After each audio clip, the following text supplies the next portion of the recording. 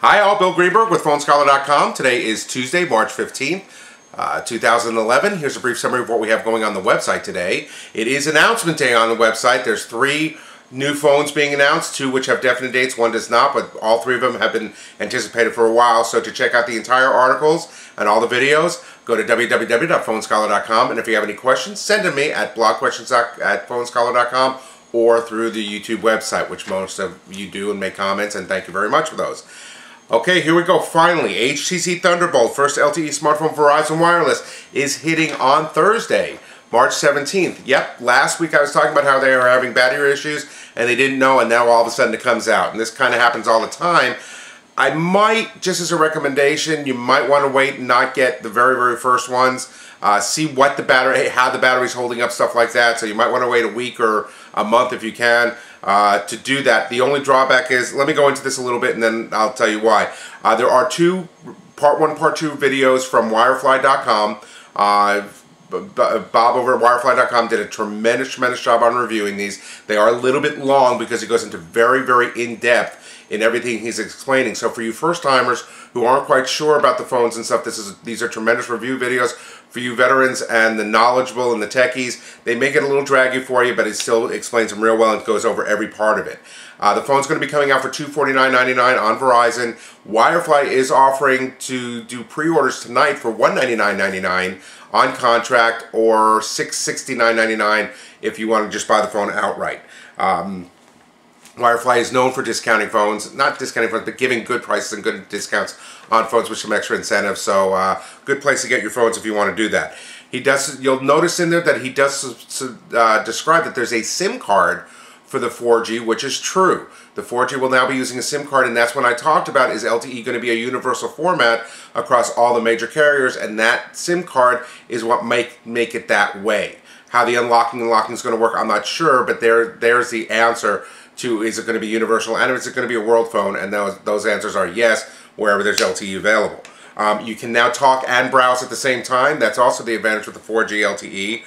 It does come with a single processor. It's not a dual processor phone, but it does come with a total of 40 gigs of memory, 8 gigs internal, plus it comes with a 32 gig card installed, so that's really great. You can still get the $30 unlimited plan as of now. So again, that you may not want to wait a month for this, because who knows when that's going to change, and Verizon has pretty much said that is going to change. Probably not till summer, but it will change.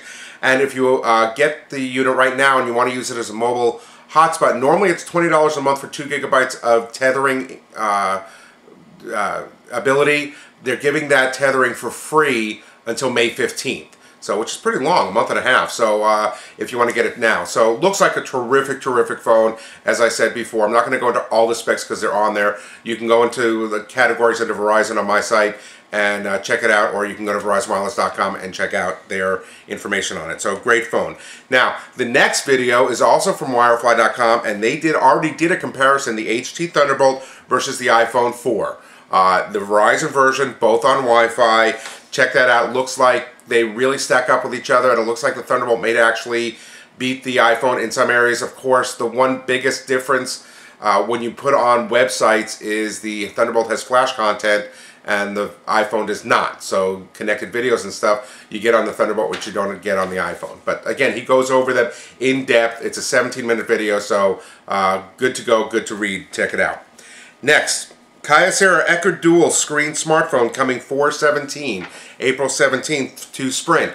And this was also, I put a message about this also. It is a dual screen, top and bottom, kind of like a DS, something like that.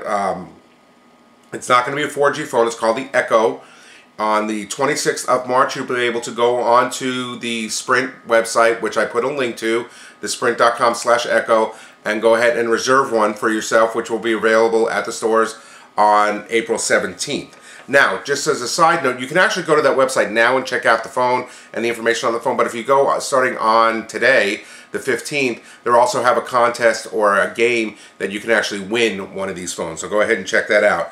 So specs, it's going to be $200 for a 2-year contract. It has 2 3.5 touch screens, one on top, one on bottom, with a hinge, just again like a DS.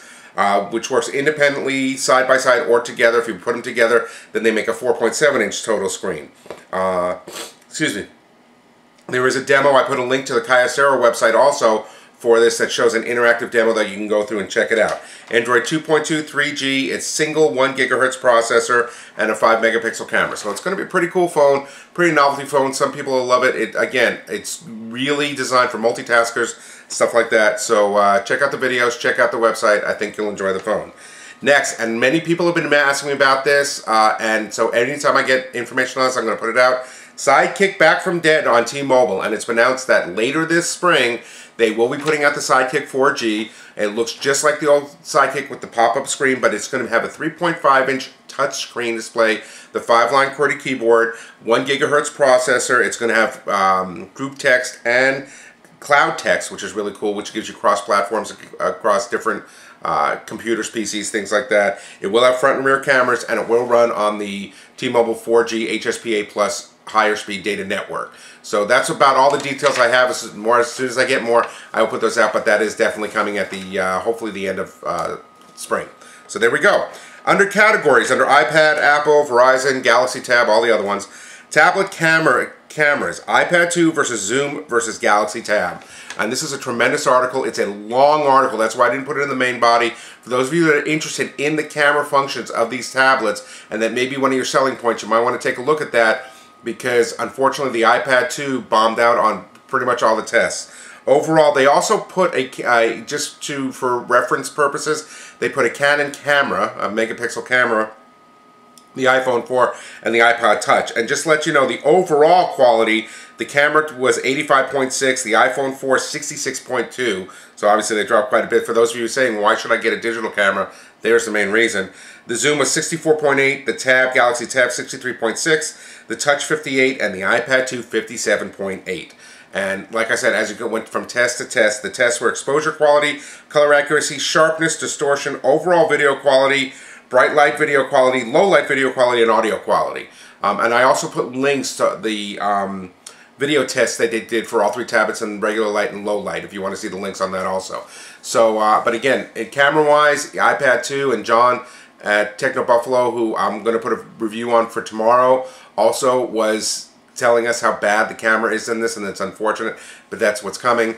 So you might want to, again, check this article out. Again, it's a little bit long, but something to read if that's important to you. And then lastly, T-Mobile announces new 10 gigabyte data plan. So because those people that were using 5 gigabytes and going over, their plan was getting throttled, meaning their speeds were slowed down. So now this is for the heavy user, $84.99, or if you get it with a voice plan, you get the 20% discount, $67.99. As opposed to the $49.99 for the 5 gigabyte. But like I said, the 5 gigabyte, if you go over, they start slowing down the speed. So if you're on T-Mobile, you need more speed, you need more data, here you go. There's your opportunity. Sorry about the long video. That's all I got for today. Once again, our heart goes out to the Japan victims. Please donate through your phone, and I will talk to you tomorrow.